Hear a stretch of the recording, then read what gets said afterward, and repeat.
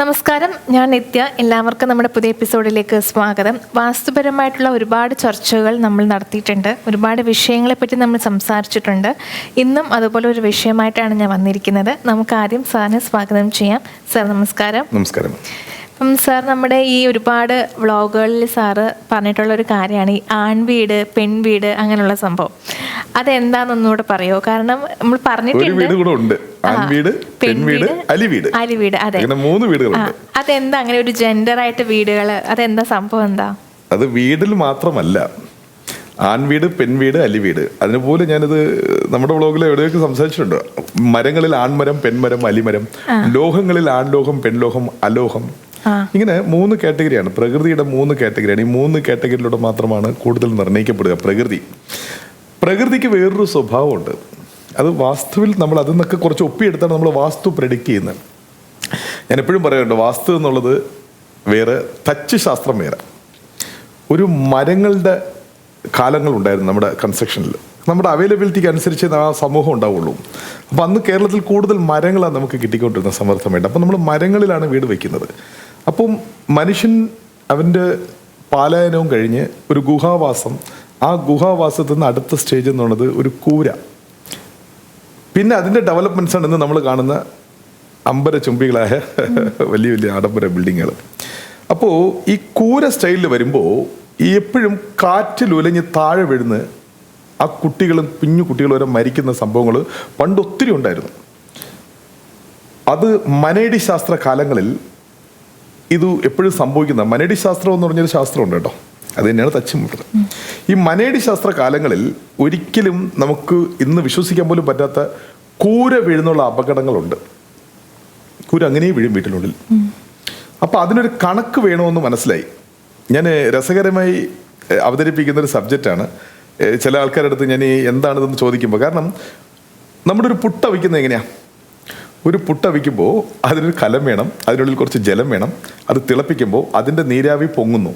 അപ്പോൾ അതൊരു പൈപ്പിലൂടെ മറുഭാഗത്തെത്തണം. അപ്പം നീരാവി പോകുന്നതിനിടയ്ക്കാണ് നമ്മൾ ഈ മാവ്, എല്ലാവർക്കും അറിയാത്തുള്ള കാര്യമാണ്. അപ്പോൾ അതിനൊരു ചില്ല് വേണം, ഒരു പൈപ്പ് വേണം, അതിന് മേലൊരു മൂടി വേണം. ഇത് പുട്ടിൻ്റെ ടെക്നോളജിയാണ്. അതേപോലെ മരങ്ങൾ ഉപയോഗിച്ച് നമ്മളൊരു വീട് പണിയുമ്പോൾ അതിൻ്റെ ടെക്നോളജിയാണ് തച്ച്. നമുക്ക് അഭിമാനിക്കാം, കേരളത്തിൽ അത് വളരെ ശക്തമായ ഒരു കല തന്നെയാണ് തച്ച്. പക്ഷെ അത് വാസ്തു അല്ല. തച്ചിൽ ഫലാബലമില്ല, അതൊരു ടെക്നോളജിയാണ്.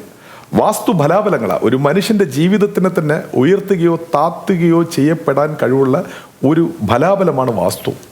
സൂര്യപ്രകാശത്തിനെ മാത്രം മുഖ്യധാരയിൽ എടുത്തുകൊണ്ട് ജനജീവിതങ്ങളെ മറ്റൊരു മനോഹരമായ ജീവിതങ്ങളിലോട്ടോ ഉയർച്ചയിലോട്ട് എത്തിക്കാൻ കഴിവുള്ളതാണ് വാസ്തു. എപ്പോഴും ഈ 2 തെറ്റിദ്ധാരണ മാറണം. വാസ്തു വേറെ, തച്ച് ശാസ്ത്രം വേറെ.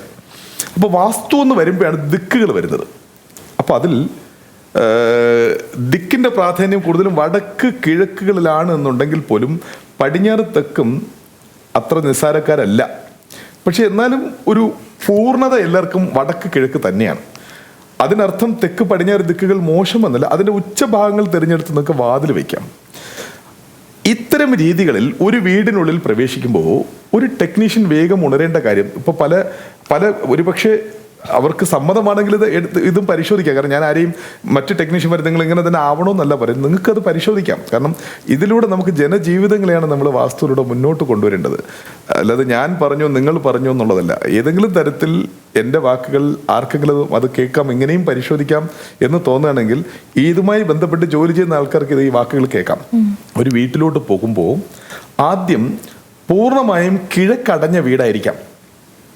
ഒരു പക്ഷേ ഒരു മലയടി വാരത്തിൽ ആ വാലിയിലുള്ള വീടായിരിക്കാം. അപ്പോൾ അവരുടെ കിഴക്ക് ഭാഗം ചേർത്ത് കെട്ടുമ്പോൾ ഒന്ന് ആ കുന്നിൻ്റെ ചരിവും അതിനോട് ചേർത്ത് വീട് കെട്ടുമ്പോൾ കിഴക്ക് പൂർണ്ണമായും നഷ്ടപ്പെടുന്നു. ഇതിനെ പെൺവീടെന്ന് പറയും. ഇതേ മലയടിവാരം ചായഞ്ഞ് വടക്ക് പൂർണ്ണമായും നഷ്ടപ്പെട്ട് ചേർത്ത് കെട്ടി വടക്ക് പൂർണ്ണമായും നഷ്ടപ്പെട്ട വീടിനെ ആൺവീടെന്ന് പറയും. സമാന്തരമായി വടക്ക് കിഴക്കുകൾ സ്വതന്ത്രമായി ഇരിക്കുകയും അവിടെ വെളിച്ചവും കാറ്റും വായുവും എല്ലാ രീതികളിലും പൂർണ്ണമായും അനുവദിക്കപ്പെടുമ്പോൾ അത് അലിവീടായി മാറുകയും ചെയ്യും. അപ്പോൾ മനുഷ്യരിലാണ് അലി മീൻസ് നമ്മൾ കുറച്ചു മുമ്പ് സംസാരിച്ചതുപോലെ ആണും പെണ്ണും നടുക്ക് നിൽക്കുന്നത്. അത് മനുഷ്യരിൽ മാത്രമാണ് അത് പരിഹസിക്കപ്പെടുന്നത്. പക്ഷേ മനുഷ്യരെ കഴിഞ്ഞ് മറ്റെല്ലാ വിഭാഗങ്ങളിലും ഫസ്റ്റ് ക്വാളിറ്റി അലിക്കാം. ദൈവങ്ങളിലാണെങ്കിലും ഒന്ന് പഠിച്ചു നോക്കുക. അപ്പോൾ ഇങ്ങനെയാണ് ആൺവീട്, പെൺവീട്, അലിവീട് എന്ന് പറഞ്ഞ് നമ്മൾ കണ്ടുപിടിക്കുന്നത്. അതിൽ ഒരുപക്ഷെ ഒരു വീട് കിഴക്ക് പൂർണ്ണമായും അടഞ്ഞിരിക്കുകയും എന്നാൽ ആ വീട് പുരുഷന്റെ പേരിലിരിക്കുകയും ചെയ്യുമ്പോൾ അതിനർത്ഥം ആ പുരുഷൻ ആയുസ് കുറവെന്നാണ്. അത് സ്ത്രീ വീടായി മാറും. കാരണം വീടിനൊരൊറ്റ സ്വഭാവമുള്ളൂ. നിങ്ങൾ എത്ര ലക്ഷം വർഷം കഴിഞ്ഞാലും ആ വീട് അതിൻ്റെ സ്വഭാവമേ കാണിക്കുള്ളൂ. അപ്പോൾ ചില ചോദ്യങ്ങളുണ്ട്.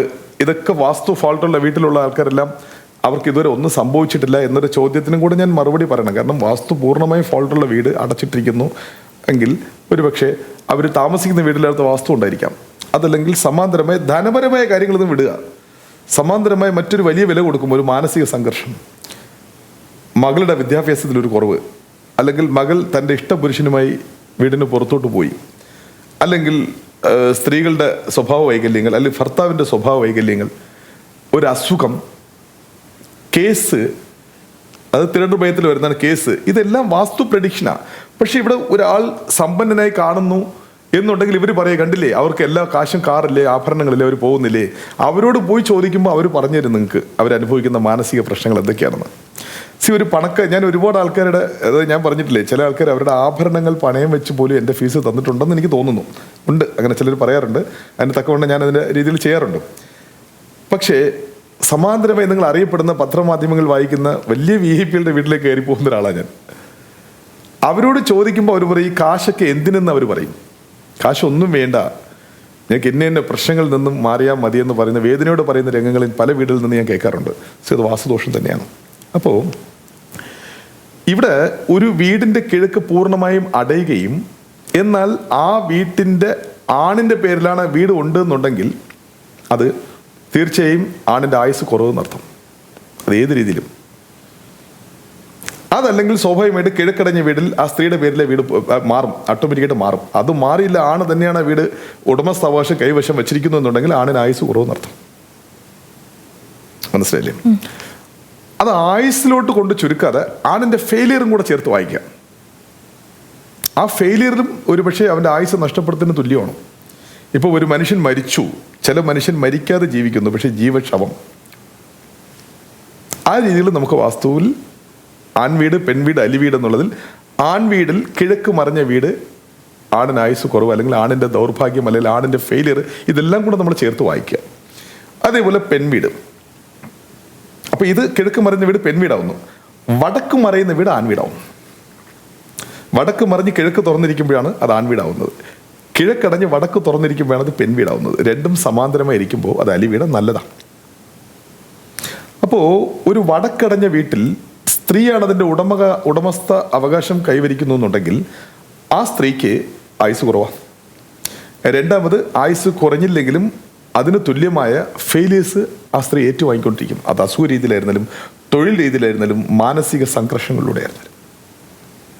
അപ്പോൾ ആൺവീട്, പെൺവീട് എന്നുള്ളതിൻ്റെ വിശദീകരണം ഇനി ഒത്തിരി ഉണ്ടാവും. പക്ഷേ ഇത് ചോദിച്ച ചോദ്യത്തിന് എല്ലാവർക്കും മനസ്സിലാവുന്ന രീതിയിൽ, കാരണം ഇത് കേട്ട് കഴിഞ്ഞാൽ മാത്രമേ അടുത്ത ക്ലാസ് അവർക്ക് കുറച്ചുകൂടെ ഇതുമായിട്ട് കണക്ട് ചെയ്ത് വായിക്കാൻ പറ്റുള്ളൂ. അതുകൊണ്ട് ഞാൻ കുറച്ച് വിഷയം കടുപ്പിക്കാത്തത്.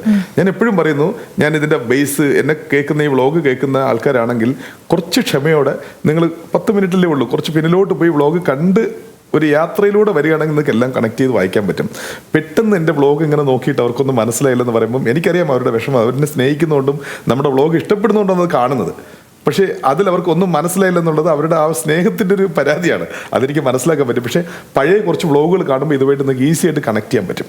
നമുക്ക് എപ്പോഴും ഒരേപോലെ പറഞ്ഞുകൊണ്ടിരിക്കാൻ പറ്റില്ല. ഒരുപാട് ആൾക്കാർ വിഷയം കടുപ്പിക്കണം, മുന്നോട്ട് പോകണം എന്ന് ഫോൺ ചെയ്തുകൊണ്ടിരിക്കുക. അതുകൊണ്ടാണ് കുറച്ചുകൂടെ ടഫായിട്ട് പോയിക്കൊണ്ടിരിക്കുന്നത് ഞാൻ. സാർ, ഇപ്പോൾ ഈ ചർച്ച ചെയ്ത വിഷയത്തിനെ പറ്റി ഞാൻ ചോദിക്കുകയാണ്. ഇതിലെ എന്തെങ്കിലും ഈ പുത്രഭാഗ്യം അങ്ങനെ എന്തെങ്കിലുമൊക്കെ ഉണ്ടാവുമോ ഈ കുട്ടികളുടെ? വാസ്തുവിലൂടെ പുത്രഭാഗ്യവും വിവാഹ തടസ്സങ്ങളെല്ലാം വാസ്തുവിലൂടെയും ഉണ്ട് സബ്ജക്റ്റാണ്. പുത്രഭാഗ്യവും വിവാഹ തടസ്സങ്ങളും വാസ്തുവിലൂടെ ഉള്ള സബ്ജക്റ്റ് തന്നെയാണ്. ഒരു വലിയൊരു ചോദ്യമോ ചോദിച്ചത്. ഇപ്പോൾ ചില വീടുകളിൽ ആൺകുട്ടികൾ മാത്രമായിരിക്കും, ചില വീടുകളിൽ പെൺകുട്ടികൾ മാത്രമായിരിക്കും. മനസ്സിലായില്ലേ? അതും വാസ്തുവായിട്ട് കണക്ട് ചെയ്ത് വായിക്കണം. ഇപ്പം നിങ്ങൾക്ക് കൂടുതലും കിഴക്ക് കൂടുതൽ സപ്പോർട്ട് ചെയ്യുകയാണെങ്കിൽ അവിടെ ആൺകുട്ടികൾക്ക് സാധ്യത കൂടുതലാണ്. ഓരോ ദിക്കും ഓരോ കുട്ടികളും നിർണ്ണയിക്കുന്നു. വടക്ക് ഒരു കുട്ടി, മൂത്ത കുട്ടി വടക്കായിട്ട് സങ്കല്പിക്കാം, രണ്ടാമത്തെ കുട്ടിയെ കിഴക്കായിട്ട് സങ്കല്പിക്കാം, മൂന്നാമത്തെ കുട്ടിയെ തെക്കായിട്ട് സങ്കല്പിക്കാം, നാലാമത്തെ കുട്ടിയെ പടിഞ്ഞാറായിട്ട് സങ്കല്പിക്കാം, അഞ്ചാമത്തെ കുട്ടി അഗെയിൻ വടക്കായിട്ട് സങ്കല്പിക്കാം. പക്ഷെ ഇന്ന് 2 ഉള്ളൂ, മാക്സിമം 3 അല്ലെങ്കിൽ 1, 2. ഈ ദിക്കുകളുമായിട്ട് സിമിലാരിറ്റി ഉണ്ട്. ഇന്ന ദിക്കിലുള്ള കുട്ടി ഇന്ന ദിക്കിലുള്ള കുട്ടിയുമായിട്ട് വീട്ടിനുള്ളിൽ സഹോദരങ്ങൾ കണക്ട് ആയിരിക്കും. ദിക്കുകൾ പരസ്പരം ബന്ധപ്പെടുത്തി ചില വീട്ടിൽ വായിക്കുമ്പോൾ ആ വീട്ടിലുള്ള കുട്ടികൾ ഒരു അച്ഛൻ്റെ മക്കളാണ്. അവർ മറ്റുള്ളവരുടെ മുമ്പിൽ ഒരുമിച്ചൊരു കുടുംബത്തിന് വേണ്ടി നിൽക്കുന്നത്. പക്ഷെ ആ കുട്ടികൾക്കുള്ളിൽ വൈകാരികമായ ചില ബന്ധങ്ങളും ചില വിയോജിപ്പുകളും ഉണ്ടായിരിക്കും. ഇതും വാസ്തുവിൻ്റെ സബ്ജക്റ്റ് തന്നെയാണ്. ചില വീട്ടിൽ ഇപ്പോൾ നിങ്ങൾക്ക് എല്ലാം ശരി, സ്ത്രീ ഇല്ലാതെ ഒന്നും പൂർണ്ണമാവുന്നില്ലെന്ന് എപ്പോഴും ഞാൻ പറഞ്ഞുകൊണ്ടിരിക്കുകയാണ്. എപ്പോഴും സ്ത്രീ ഇല്ലാതെ ദർ ഇസ് നോ സക്സസ്. അത് നിങ്ങൾ പുരാണങ്ങൾ തൊട്ട് രാഷ്ട്രീയങ്ങൾ തൊട്ട് ഫിലിം സ്റ്റാർസ് തൊട്ട് നിങ്ങൾ നോക്കുമ്പോൾ എവിടെ ഒരു പെണ്ണിൻ്റെ സാന്നിധ്യം ഇല്ലയോ അതിന് അവർ വില കൊടുത്ത് തന്നെ ആവണം. അപ്പോൾ സ്ത്രീകളില്ലാതെ എവിടെയും പൂർണ്ണമാവുന്നില്ല. അപ്പോൾ ചില വീട്ടിൽ ആണുങ്ങൾ മാത്രമായിട്ടുള്ള വീട്ടിൽ ഞാൻ പറഞ്ഞിട്ടുണ്ട്, വെറും ആൺകുട്ടികൾ മാത്രമാണ് ആ വീട്ടിൽ ഒരു 3 ആണുങ്ങളാണെന്നുണ്ടെങ്കിൽ അവിടെ വലിയൊരു വില കൊടുക്കേണ്ടിയിരിക്കുന്നു, അവിടെ വലിയൊരു അപകടവും പതിഞ്ഞിരിക്കുന്നു, വലിയൊരു ഫെയിലിയർ, വലിയൊരു നിരാശ ആ കുടുംബത്തിന് പതിയിരിപ്പുണ്ട്. അൺഫോർച്ചുനേറ്റ്ലി 2 ആൺകുട്ടികളാണ് അല്ലെങ്കിൽ 3 ആൺകുട്ടികളാണ് വീട്ടിൽ, അവിടെ പെൺകുട്ടിയില്ല, അവിടെ ഒരു അപകടം പതിയിരിപ്പുണ്ട്, വലിയൊരു നിരാശ പതിയിരിപ്പുണ്ട്. അപ്പോൾ അത്തരം കാര്യങ്ങൾ നമുക്കൊന്നും ചെയ്യാൻ പറ്റില്ല. പക്ഷെ അറ്റ്ലീസ്റ്റ് നിങ്ങൾ അങ്ങനെയുള്ള സംവിധാനത്തിൽ ആ വീടിന്റെ പേരെങ്കിലും ഒരു സ്ത്രീയുടെ പേരിടുക. സ്ത്രീ ഇല്ലാതെ എവിടെയും പൂർണ്ണമാവില്ല. പേരിലെങ്കിലും ഒരു സ്ത്രീ സാന്നിധ്യം കൊണ്ടുവരിക. സോ അത് ലോ ഓഫ് അട്രാക്ഷനിൽ സ്ത്രീത്വം ഉണർത്തിക്കൊണ്ടിരിക്കുക വീട്ടിൽ. സോ സ്ത്രീയുടെ സാന്നിധ്യം ഉണർത്തിക്കൊണ്ടിരിക്കും എന്നാണ് ഞാൻ പറഞ്ഞതിൻ്റെ അർത്ഥം. അത് മനസ്സിലായില്ലേ? അപ്പോൾ ഒരു വീട് ഉണർത്തുന്ന വാസ്തു രഹസ്യങ്ങൾ അത് ഏതൊക്കെ ദിക്കുകളുമായിട്ട് കണക്ട് ചെയ്യുന്നുള്ളതാണ് ഇന്നത്തെ ക്ലാസ്. ഇതിനെ തുടർന്ന് ഇതിൻ്റെ അപ്ഡേഷനും ഉണ്ടായിരിക്കും. പക്ഷേ ഇത്രമാത്രം നിങ്ങൾ ആദ്യം മനസ്സിലാക്കുക. അടുത്ത ക്ലാസ്സിൽ ഇതിൻ്റെ അടുത്ത ഡെവലപ്മെൻറ്റ് ഞാൻ പറഞ്ഞുതരാം. ഇന്നത്തെ നമ്മുടെ എപ്പിസോഡ് ഇവിടെ അവസാനിപ്പിക്കുകയാണ്. ഇതുപോലുള്ള കൂടുതൽ വിഷയങ്ങളും വീഡിയോസിനുമായി നമ്മുടെ ചാനലൊന്ന് സബ്സ്ക്രൈബ് ചെയ്യുക. ഒരുപാട് വീഡിയോസുകൾ അതിലുണ്ട്. എല്ലാവരും അതൊന്ന് കയറി കാണുക. മറ്റൊരു മനോഹരമായ എപ്പിസോഡുമായി വീണ്ടും കാണാം.